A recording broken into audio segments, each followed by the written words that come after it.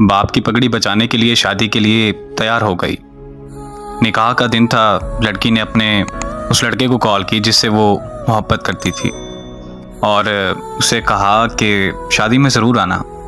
तो लड़के ने मना कर दिया। लड़की के बहुत ज़्यादा इसरार करने पर वो लड़का मान गया।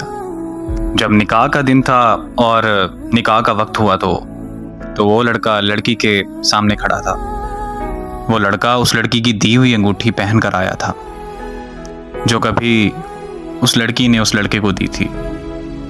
मौलवी साहब ने पहला कबूल है कहने को कहा। लड़की कांपती हुई आवाज़ में बोली, कबूल है। लड़की ने फौरन लड़के की तरफ देखा और वो गर्दन झुकाए उस लड़की के सामने खड़ा था। मौलवी साहब ने दूसरा कबूल है कहने को कहा तो लड़के ने अंगूठी उतार दी। जब लड़की ने तीसरा कबूल है कहा तो लड़के की आंख से एक आंसू निकलकर उसके रुखसार पर जा गिरा। उस लड़के के हाथ से अंगूठी गिरी और वो चला गया। उस लड़की की रुखसती हुई तो वो लड़की जब घर पहुंची, लड़की की दोस्त भी उसके साथ थी। लड़की अभी जाकर ही बैठी थी। इतने में उसकी दोस्त को एक कॉल आई और कॉल सुनते ही लड़की की दोस्त के हाथ से मोबाइल गिर गया।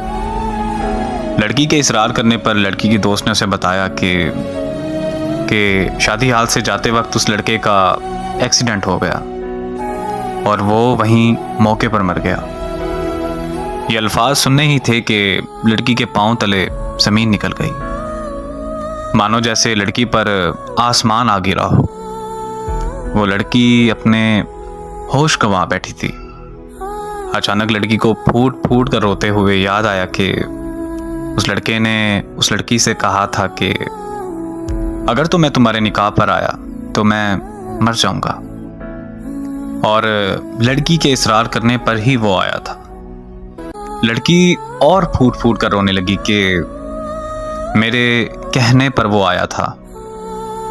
आज के बाद इस बोझ के साथ जिंदगी गुजारनी पड़ेगी कि वो लड़का मेरी वजह से मरा, और इस अजियत में जीना है कि वो मेरी वजह से मरा।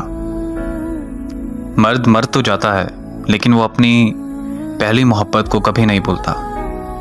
मानो कि उसकी पहली मोहब्बत ही उसके लिए पूरा कुल जहान होती है, और मर्द जिससे सच्ची मोहब्बत करता है तो उसका कब्र तक साथ निभाता है।